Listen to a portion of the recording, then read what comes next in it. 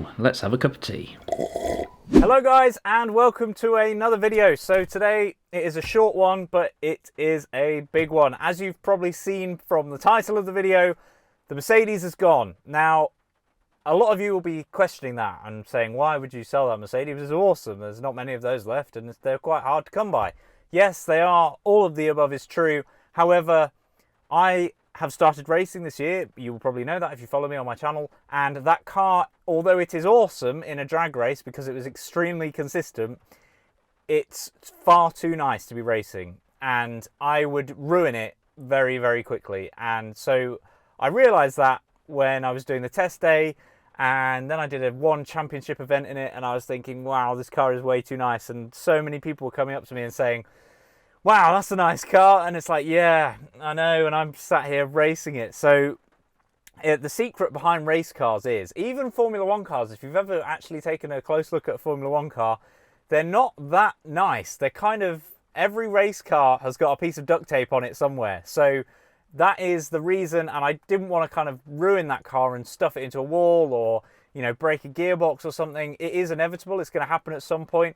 You know, the axles will snap. That's a lot of power to be putting through a very kind of sticky track. So, yeah, the Mercedes has gone. It's gone to a lovely chap who is, you know, he's even younger than me, so fair play to him. He's got a very nice car, and it's gone to a good home. I'm confident that he's going to really enjoy that car. So I just wanted to make this video and sort of explain why I've sold it, and I've sort of said that now. It was far too nice to be racing. I also had a lot of cash in that car, and the plan is to replace it with two cars. So it's going to be more content for you guys, which and you know, more cars for me, which is always a good thing. So I love working on cars, and there's going to be two new ones coming to the garage. Neither of them are bought yet.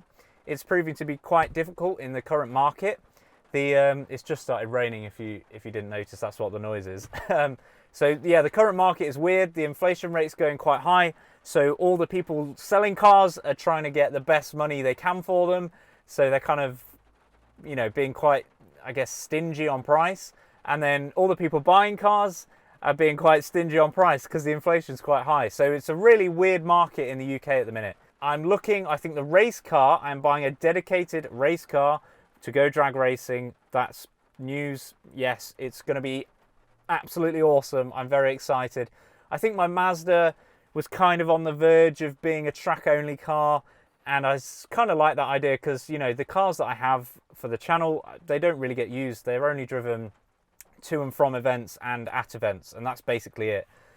So it is going to be a dedicated track car, and I think just drawing that line in the sand, the purpose for it is going to be that, so I can kind of go to town on it really and not hold back with the mods and the power upgrades that I'm going to do.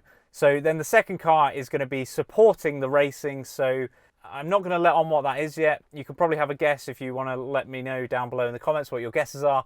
It's going to be fun. It's going to be really fun. And off season, the second car will be heavily used as well. So yeah, I don't want this video to be too long. I had the C63 for just over a year. I think I had it for about 14 months. And I've thoroughly enjoyed every mile with it. Don't get me wrong. It's the first car ever that I've properly questioned myself whether I should be selling it. So that's never happened before. And I was sort of chatting to the guy that bought it off me, and I was saying, I don't know if I'm making a mistake here, but hey ho, the decision is made. The car is gone. It went over a week ago, and tomorrow I am actually racing again. I booked the race before I sold the car, and so the Golf is back in. It's back in the running. The rear seats have completely gone as usual because I need to be consistent with what it ran at Festival of Power. So the racing is not stopping, even though I have sold the race car. There is a new race car coming, and it's going to be an automatic, I hope, because manuals are quite hard to get consistent in bracket racing. So if you have any questions, let me know down below in the comments. Again, it's not the end. It's actually the start of a new era of racing for the Car Thought channel. I've got no intention of giving up the racing, and the race car and the track kind of support vehicle, as I'm going to term it, is going to be an awesome combination.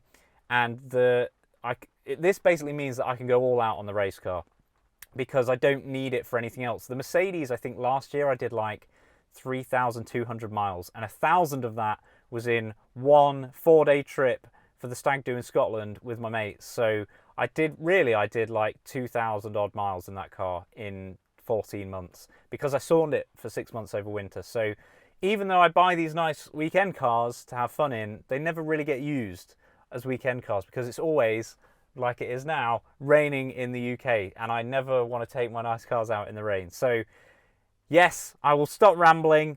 Please let me know down below in the comments what you think I'm going to get. I'm pretty sure none of you will get it, but I'd love to see your comments down below. It's going to be fast, it's going to have a lot of power, and it's going to look very, very cool. So I've got one more video to publish on the Mercedes, which is a cost video, a total overview of the cost of ownership that I had during my possession of the car, which was, like I say, just over a year, including like insurance costs and stuff, which I think people are always really interested in because they think it costs an arm and a leg to run the car. And yes, you've got to have some spare cash in case it goes wrong, but it's actually not that expensive.